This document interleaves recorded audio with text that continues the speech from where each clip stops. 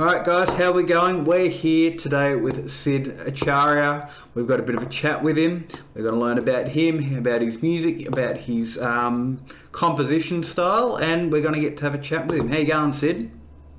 Hey, thanks for having me. No, thanks for joining this and having some time on the camera and letting the audience hear what you do. So I just wanted to start off and hear it straight from you. What do you like to be known for? What are your, if you had to do a resume, what's like on the top of your resume, and like what are your proudest achievements so far in the composition world? Sure. I think probably what I'm most known for is being a contemporary classical composer. I release a lot of albums onto streaming platforms, and I think that's where people probably have seen my work. But in addition to that, I also write music for film, documentaries, events, pretty much everything that requires music I've probably done once. Yeah. Yeah. So we're going to leave your all your details in the description below so people can go check you out. But I really love that you're making classical music for like listening purposes. There's not a lot of that anymore, which, is really upsetting sometimes and disappointing to see. I mean, like, people are still doing it, but like compared to like other contemporary styles of like rock and pop, classical, not a lot of people are making classical music to listen to, which I really, really like. So you've got how many albums out now? I think I would be up to 3 or 4. I've lost count. 3 or 4. I've done a lot of production music albums as well. Yeah, which is why my brain's kind of fuzzy with everything. But all the production music doesn't get released. It just goes straight to labels for licensing purposes. And then I've got separately to that, I've got all the albums that I released just for listening purposes, like you were saying. And yeah, it definitely seems like contemporary classical music or neoclassical is making a comeback. Definitely driven by artists like Oliver Arnold and Max Richter, I think. It's becoming like kind of cool to listen to instrumental classical music because it's almost an escape from the real world, and it's kind of a place you can go to just de-stress and use as a bit of a therapy, I think. Absolutely. It's just like listening to your music. I really, really enjoyed it. And I can definitely hear your influences in there from Oliver Arnold and those types of people, and I really, really liked it. And that kind of leads me into my first question about the music that you like to. What got you first into composing and composition? I think my love of this kind of genre probably started with film soundtracks. I kind of grew up in this golden age of Harry Potter, Lord of the Rings, even the rise of like Hans Zimmer, and watching movies. I remember always paying a bit more attention to the soundtrack than the next kind of viewer would. Where people would be watching the actors and paying attention to the story, I'd probably be having a closer ear to the soundtrack. And things like Harry Potter, like I said, just drove that for me. And as I grew up and my music taste kind of changed and matured, I started to take notice of people like Oliver Arnold, like I said, who's a contemporary classical composer. And I think my love of that kind of genre started from there. Yeah, absolutely. A lot of when people have asked me, I've been a teacher for a number of years now, and like when people say like even starting guitar, an instrument or composition or anything really, you got to start with something you love, and you got to get into it for the love of it. Hey, absolutely. Yeah. Not just I see Hans Zimmer making thousands of millions rather of film scoring. I'm going to get that. And especially with a creative art form, you don't want to just be, I suppose formulate's the wrong type of word, but you just don't want to be doing or making music that you don't like. Yeah, I mean, like with what you're saying there, I remember I would look up like epic music on YouTube, and there would be like thousands of pages of epic music, and like that whole trailer music genre is so oversaturated, and that's why I kind of got steered away from that. I didn't really want to be a trailer, even though the idea of having a music in a massive movie trailer, like an Avengers trailer or something, sounds really cool. I was steered away just because it's been like saturated with so many artists, and I felt like my connection with music was always a bit more with the ambient side. I love ambient music and emotional music and sad music or music to sleep to. Yeah.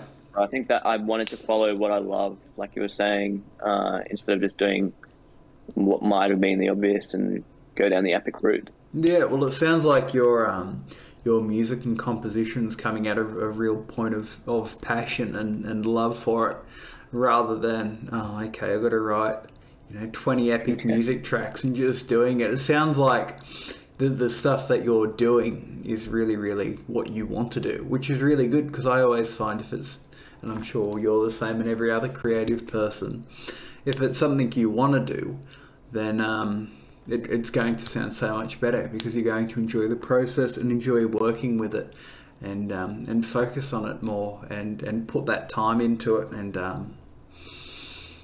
absolutely. And also, like, with epic music, I didn't feel like I could express myself or express my experiences, memories, whatever, in that kind of format of music. Absolutely. Whereas with emotional or ambient music, because I loved it and I listened to a lot of it from different artists, I think for me it's more of a expression tool and a way of therapy for me with whatever is going on in my life, or just it's very soothing for me to write music like that, and then hopefully for people to listen to it's equally as much. Absolutely, and I definitely agree with what you're doing there. So I'm definitely conveying that, which is really, really good. So my next question was going to lead into something you've kind of answered. What's your composition style? And you've answered that. That's kind of your modern neoclassical. Not that I like to, in a way, put things in styles. But is that what you would describe yourself as, that modern classical? Definitely. I think I would say contemporary classical and neoclassical. Those are two kind of terms and genres that have been on the rise for maybe like 10 years. They've always existed, but they've kind of so was epic cool hybrid again, trailer music as well. Yeah. So I tend to use a lot of orchestral elements combined with electronic, especially with the ambient side, using electronic synths, pads, arpeggios, all those things in combination with symphonic-sized orchestral arrangements and chamber-sized, all the way down to quartet. Sometimes I even go with a solo, just a cello solo with electronic elements. Yeah, I've noticed that solo cello, and it is becoming a very common thing you see as well in other types of music, like if we even look at like the Game of Thrones series, that had a solo cello through the whole series. The composer really liked that, and even stuff like two cellos, not that that's solo, but in a way, it's pushing to the forefront. And even like Tina Guo, if you know Tina Guo from Hans Zimmer, band, who's being featured more as an artist, and she's got her own career too. So it's a very I don't want to say popular in a way, but it is a more common thing, that solo cello, which people are using really, really greatly. And I don't know. Sorry, I don't know why I even went with cello. Like, looking back, I just happened to be cello. I think I had worked with violinists before, and violins are just too screechy. I hated mixing violins. Yeah. No, I'm the exact same. Yeah. I love my solo cellos. I love my solo French horns. Don't use a lot of solo. There's something mellow about a cello. I think where it sits in the register, it's capable of that warmth and almost the warmth you might get from a human voice, all the way up to, it's capable of going pretty high as well. So absolutely. Whereas a violin kind of just sticks up there, makes your ears bleed probably. Just a solo violin rather than a string section. So it's in that, like, in between. If we go to violins or violas, it's not going to be super screechy or super honky like a viola sometimes, and double bass sometimes it's hard to hear the clarity. But the cello is a very, very expressive instrument, which I suppose now our ears are becoming accustomed to, which is really good because it's a great instrument. Because I do the same. Like, you listen to a whole bunch of my pieces, and there's a solo cello in it. Yeah. That being said, no offense to violinists out there. No. I love violin. I might just not be good at mixing with them, so that's probably why. We'll go with that. No, I'm the exact same. I rather my violins in an ensemble. But yeah. So furthering on for your genre, would you say that you're inspired by artists in this genre? You mentioned Oliver Arnold and Max Richter. Are there anyone else? Is there anyone else who inspires you in this style, and you take like little pieces from their works and input it into your music, even unknowingly? Oh, 100%. Everything I listen to. The thing is, I listen to such a diverse range of music. Everything from I love Coldplay as like music that I listen to that's lyrical. Yeah. Everything like Harry Styles. I used to listen to a lot of rap, even mumble rap, whatever. I used to have my phases with everything. So definitely subconsciously I take inspiration from all those artists. I think what I especially love about Oliver Arnold's or artists like him is that they're kind of reinventing classical music all the time. Every release, like even on his latest album, sure, it was piano based mainly, but he fed the piano through tape recording, and because of that, it was distorted. He kind of invented that whole subgenre of taped music, which now is all over Spotify.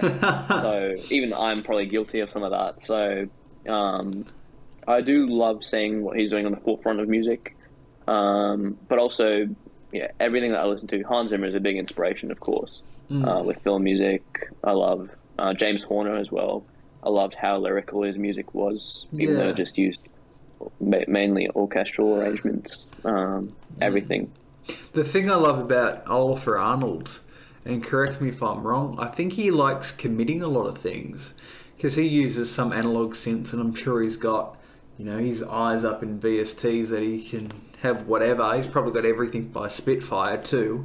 But from what I understand, he likes to commit a lot of things inside his door, so he doesn't have the MIDI where he can change around. Is that true? Is that something that you know about? Yeah, I've heard that he likes to work with audio rather than MIDI. Of course, everything that he releases is live recordings. Like, he doesn't work with sample libraries, except for the fact when he's writing, he'll probably use sample libraries to just sketch out and then get them orchestrated.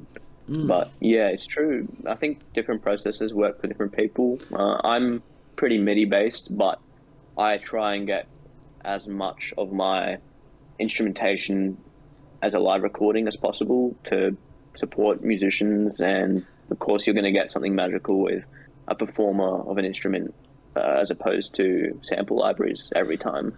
Absolutely. But of course, budget is always an issue, especially on film, especially on indie film. Yeah. Like, you're not going to be able to afford an orchestra. And sample libraries have come a long way these days. Like, you can get away with using them, even if it's just sparingly, in addition to live instruments, which is what I do a lot of as well. Yeah.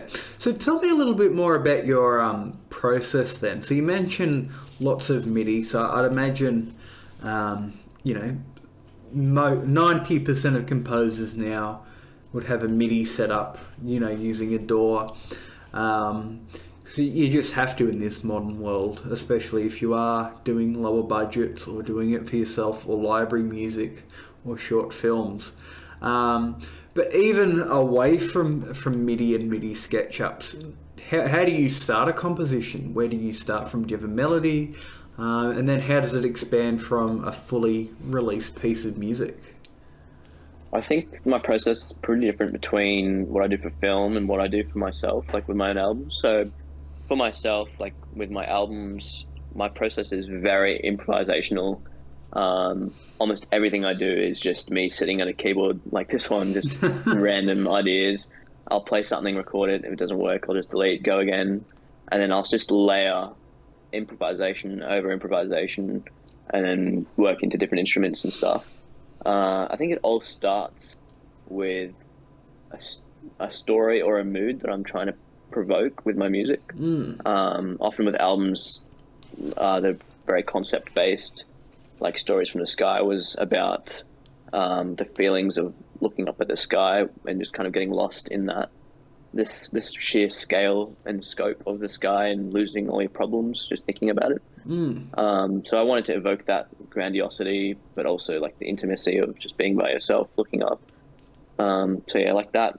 I think story has a lot of part to do with it, and then also, yeah, it just kind of works from that story, and I try and write whatever I feel thinking about it. I love that. I do something similar sometimes, and I try and focus on the emotion when I compose as well, because that's really what you're getting from it. You know, I suppose Yeah, melodies 100%. are cool and harmonies are cool, but you know, it's how you make the audience feel. Yeah, So totally. starting with an emotion. Especially, yeah. Sorry, go on. No, that's all right. You go. Yeah, I was gonna say, especially, I can't really read music either, and coming from a background of no training classically or anything, I'm always going by what I feel rather than what might be technically right or what it might be the right modulation or chord change, whatever it is. Like, I don't know anything about that. I just, if it feels good to me, then I'll go with it, even if it's wrong, probably. So with you saying that you don't read music, you know, it sounds like most composers, including yourself, just go straight into the door. What's your, and it's going to sound weird, I suppose, relationship with technology using this? Do you try and keep it as simple as possible with your technology, just using, I can see you've got a MIDI keyboard behind you, just using those technology aspects, or are you, you know, all in the box, let's just go in for it, or are you kind of reserved, trying to make the orchestration sound good before, okay, I'm going to chuck a synth in there, or put a distortion plug in or something like that? So what are your views on technology in saying that? As a pianist, I would say it all basically starts with the piano for me. The only other tech I use would be the DAW sample libraries to sketch out my ideas. But even then, most of my writing's on the piano still. I use a lot of synthesizers in my work, so all that, like mainly digital synths because the budget is not there. Yeah. So basically all these things are kind of my main tech. Besides that, I've got like faders and things just to make workflow a bit faster for when I'm working for clients or film. Yeah. But when I'm working with for myself, it's mainly just the piano and the instruments, and that's pretty much it. So And of course, I mix most of my own music as well, so I've got mixing related kind of software like EQs, compressors, all that kind of stuff as well. and just going off that as well, because I'm hoping young composers watch this, and you know, my whole point of my YouTube channel is trying to educate people and see what's out there, people who are getting into this. And I've spoken about this before, about the creative side and also the technical side of composition. So I always, you know, you've got to be able to compose, you've got to be able to orchestrate, and then you've also got to be able to mix and master and EQ and compress. Would you agree with that? Yeah, it's very tech savvy. You got to. It's always a learning game.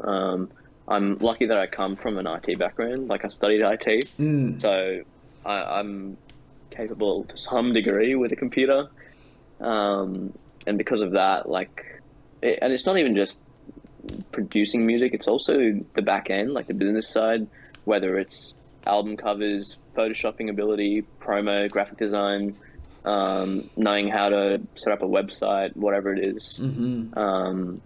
Yeah, right down to the level of when you're working for film, especially at the indie level, you have no idea what format they're going to give you all their stuff in to you. Yeah. You got to know what to do, how to ingest it, you know, and what kind of formats to give back to them.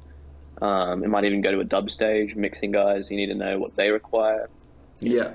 Splitting all your stuff up into stems. Like, it's very tech related. You need to know at least foundational knowledge about this stuff. It's a great point you'll make. I think about it as different hats that you got to wear as well. 100%. And it's so big, especially being an independent musician. And in the past, say 20 years, the careers have just opened so wide, and there's more pressure on musicians, I think. Not that I was around being a musician 20 years ago, but like just the door and the computer and sample libraries and stuff like that have opened up a huge world for like bedroom musicians. And there's so many amazing bedroom musicians, like even going up to the high level of Billie Eilish and Phineas. Yeah. They recorded and wrote and mixed. I don't think they mixed actually, but they recorded and wrote and produced, their albums and songs in their bedroom, and even for not as well known people who are still professionals in the industry, you still need all those different hats, and there's.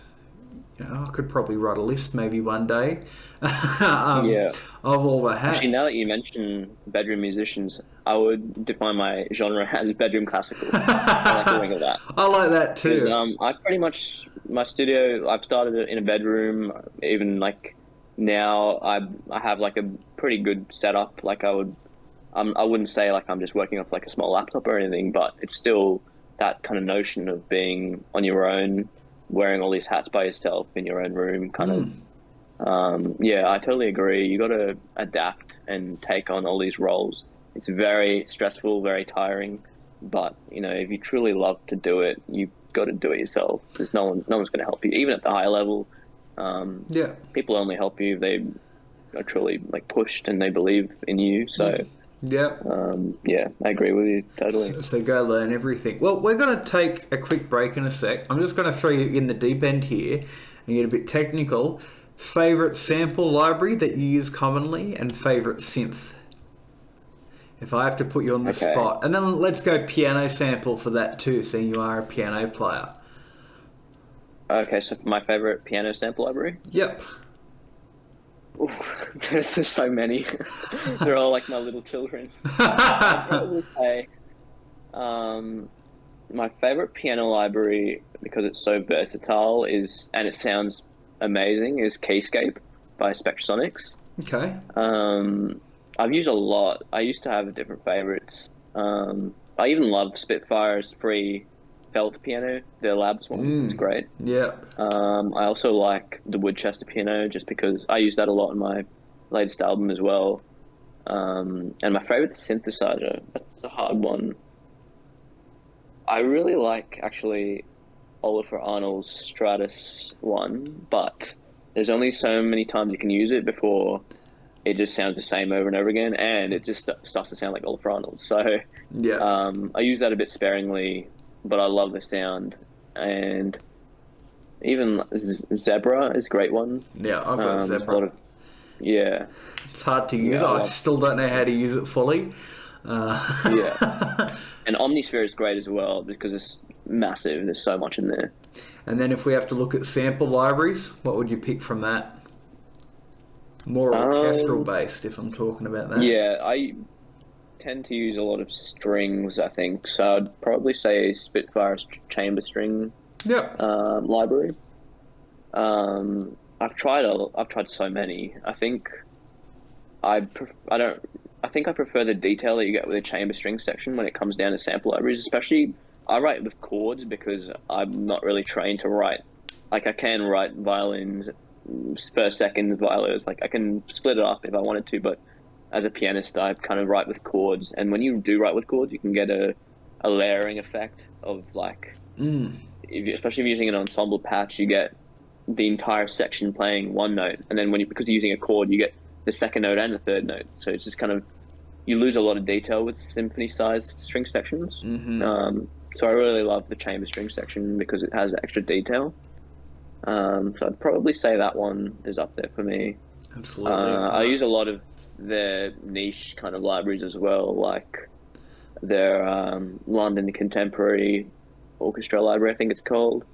There's another Oliver Arnold's one that I really like, the Chamber Evolutions. I love that one. Yeah, there's a lot. Great. Well, we're going to take a quick break for us. For you on YouTube, it's going to feel like nothing. And we'll be back. And we're back with Sid Acharya. We had a great break. I think it was like a few seconds for you guys on YouTube. So hopefully you salvaged it well, because you're not getting another one in this half. So my next question for you is, do you have any new music coming up, or any new projects that you want to have a chat about and let us all know, and we'll link it in there and make sure people watching go check that out? Yeah, there's quite a lot actually on the pipeline to come out. Give it to us. As a film composer, actually, the worst thing is you have to wait until the film comes out to release a soundtrack. It's killing me right now. I just wish I could share it with everyone, but I have to wait. So there's 2 feature film soundtracks that are coming out in the foreseeable future. One of them is an Australian feature film, Cool. and one of them is an American one. So very different styles. One's like a drama thriller, basically, and has a lot of piano concert performances as part of the story. Yeah. The film's called Beat, and shot in Australia, and they're just working out distribution at the moment. So hopefully the soundtrack will come out soon. And then the other one's an American film set during the Civil War, so kind of got a lot of period instrumentation in it. Yeah, very excited to release those at some point. And besides that, I've got a new album coming out. I try and release one album every year, so this is my 2022 album coming soon. You're a busy man. Hopefully. You're a busy man. Yeah, so I wrote that pretty much over the last few months, and it's finally, I actually finished a couple of days ago as of watching this interview. Hopefully it should be out by then, maybe. So, that's really cool. Well, we'll make sure we link that in the description below. Yeah. So you've got some feature films, you've got some albums coming out. You sound very busy. Yes. Sorry, one album. Hopefully just one. Just one. You sound like you've been busy composing for a bunch of different people. And you mentioned before that you were working with some sample libraries. Yeah, so I work with Emergence Audio. They're kind of a newer sample library company. So I kind of just review their sample libraries and make sure, as a composer, like I'm really liking the flow of their interface and the sound of everything, and I write their demos. So Emergence Audio is kind of, they use real instruments and they kind of put it through their motion engine, which is kind of like a endless evolutions method of just taking one sound and having it develop over time, and it just never ends. So composers can use that for a variety of purposes. That sounds really cool. Just in the background as a subtle kind of bed to layer their instruments over. So yeah, Emergence Audio. Cool. We'll make sure to link that and go check that out, because that sounds really, really cool, and just like a texture or an ambience. Yeah, it's textures, exactly. Texture, yeah, that's cool. exactly what it is.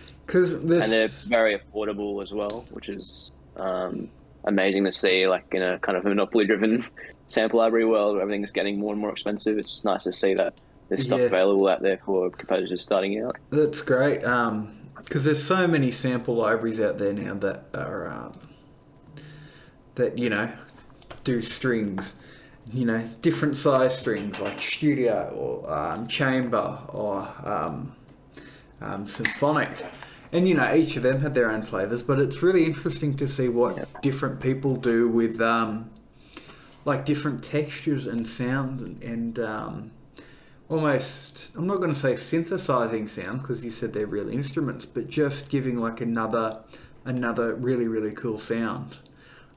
Yeah, it's definitely innovative. Like you can only buy a string library so many times before it just gets really good, and then you don't need another one. And then Absolutely. After that, you're going to need something to kind of break through the million other people that have that sample library. So, or even like if you're using live instruments, then that's even better, of course. So I think what Emergence is doing is pretty awesome. Absolutely. Well, go check that out, and I know I will as well. So we had a chat about what you're doing. I just wanted to get your thoughts on the music industry, and we've had a chat about like being independent artists and working for yourself. A big point I wanted to raise here, and I know you're too humble to mention this, but you've got quite a few views on YouTube with your classical music, which is really, really great to see that that type of music is getting quite a few views and quite a few listens, which is really good. So, talking about that, did you do anything, or was that just all natural and you built up your fan base that way? Because it's really, really great to see. Yeah, I try and not put all my eggs in the one basket, so to speak. I try and diversify as many places as possible. So probably the main thing that I grow on is Spotify. That's probably where the majority of my streams and listeners are. Yeah, I should have mentioned that. Sorry. Yeah, that's all right. So a lot of the driving force to Spotify is actually through YouTube. There's so many channels out there on YouTube that take my genre of music, for example, and they'll repost your music on their channel, even in like mix videos. So, like for one example, one of the mix videos that a channel called Bloom on YouTube does is like productivity music for work. Yeah. He makes like an hour-long mix, and it's got most of my Stories from the Sky album. I think all of the songs are in that mix, and it's really at like cool.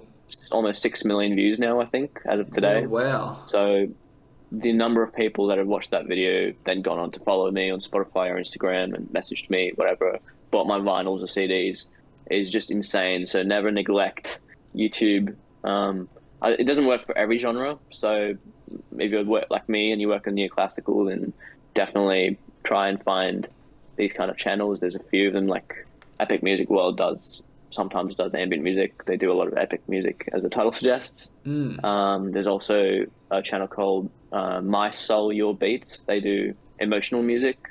Premium Music HQ as well. There's so many out there. That's really, really cool. So it's I remember hearing Alex Pfeffer, a great composer, educator on YouTube, and he's almost basically what you're saying. Don't have all your eggs in one basket. Do different things and show it off, because you never know where, or don't cut your ties short as well. Yeah. Just you put it out there and it got the amazing response which it did, because people will get drawn to good music. Well, that's my philosophy. People are going to get drawn to good music and enjoy that and listen to it and support it. And it seems like you're getting really, really good responses from that, which is really great to see. Yeah. The industry's, there's just so much to learn. I'm still learning every day. So it's just, you pick up on all these little things when you're releasing, and you just try different things, and some things work, some things don't. But at least if you try, then you're not losing that opportunity. So definitely go out there. And there's other things like licensing. I do a lot of the licensing through Artlist, Musicvine. My last album was released through a label called Sunday House, and they kind of work with Musicvine a lot. And so it's just putting it out everywhere, basically. And yeah, the music industry is one of those things that I always find it's personal how you get in there, and like hearing different people's stories. 100%. And like what people want to do.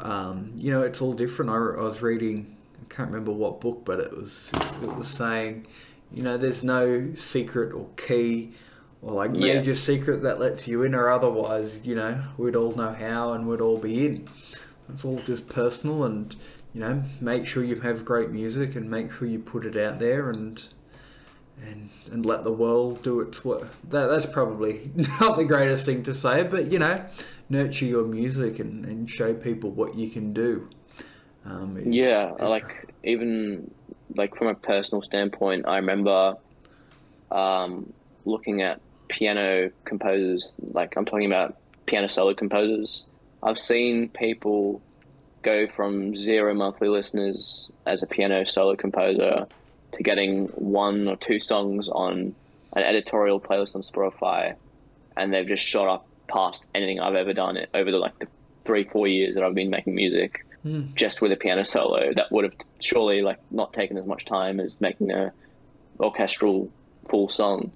And then you might think to yourself, oh, maybe I should just make these short little piano pieces and release them. Maybe I'll get more streams. But it's like, don't ever copy what someone else is doing because you think that's the get rich quick method or the get more streams quick method. No. Different things work for different people. And if you're writing orchestral music with all these different instruments, then that you should celebrate that. That's like so much more.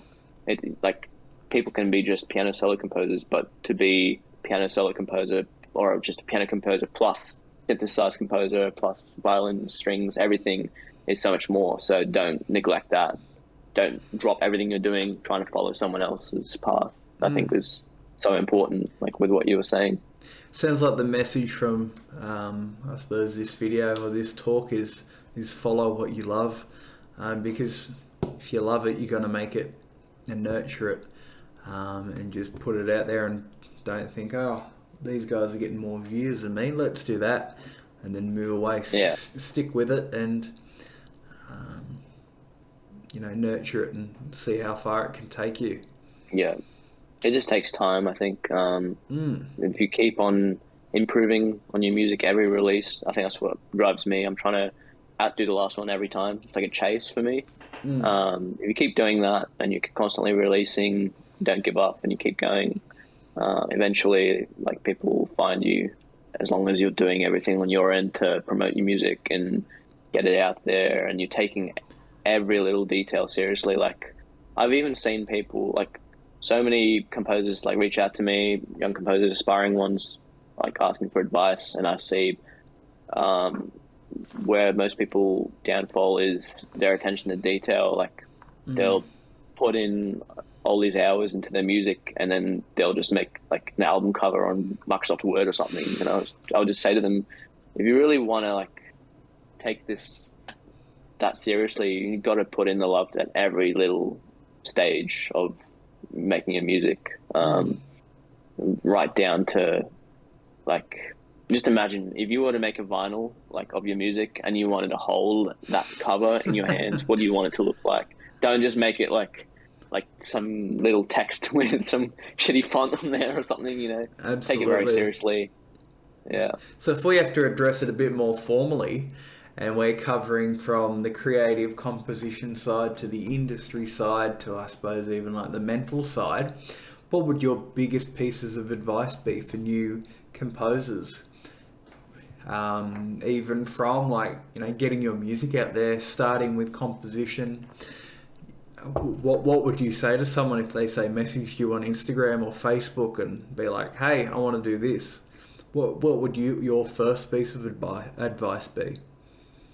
Yeah. So everything, that's the other thing. Everything I've said, like, has been from my experience and it may not work for you as well. So that's an important thing to note. So, with that, I would say don't kind of follow people's paths just because you see them getting streams. Like, believe in your own path. And it depends what stage of your journey you are. If you just started, like, the first thing would be to work on your quality of music, your production quality and the sound. Once you kind of are starting to work on that with your releases, like, of course it's going to take time, and your first work is never going to be the one, like, you're going to look back in a few months' time and say, I can't believe I considered releasing that. Even I did the same with all my works that are on Spotify now. So well, that just shows that you're growing, doesn't it? Yeah, exactly, and that's a good thing. Even if it's being a perfectionist or something, I don't know. But definitely, I would say focus on your own path and don't compete with anyone else. Just compete with yourself.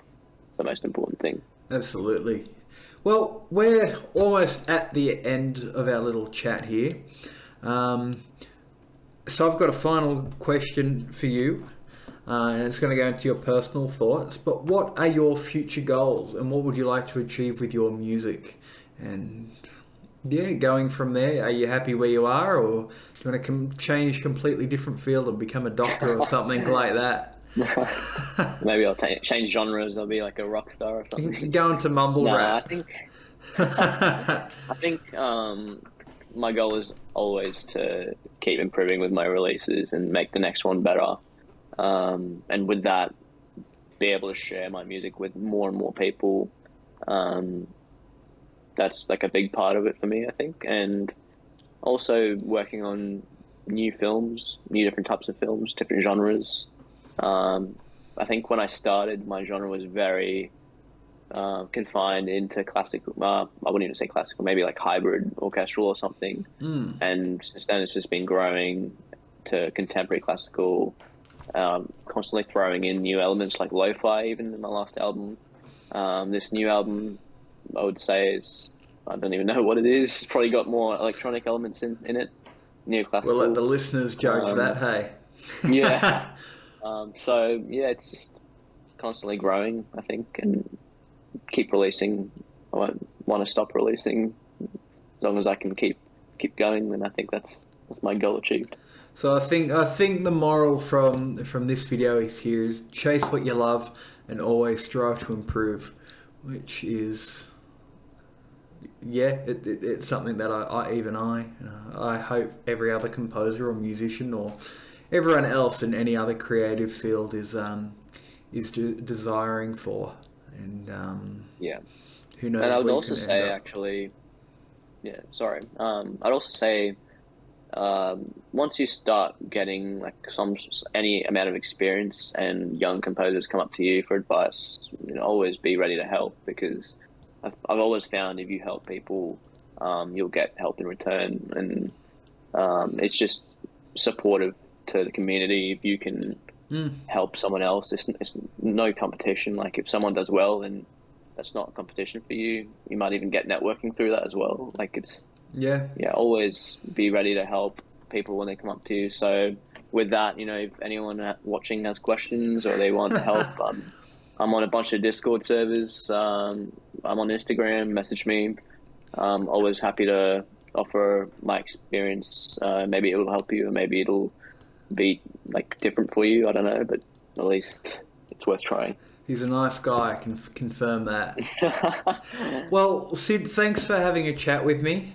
For those guys at home listening in, make sure you go check out all of Sid's work. That will be in the Discord below. Not the Discord, my description. You can find him on Discord if that's how you want. But go check out the description as well, and find all his music and everything he's been done. It's a great listen. I can't recommend him enough. So Sid, thank you for joining.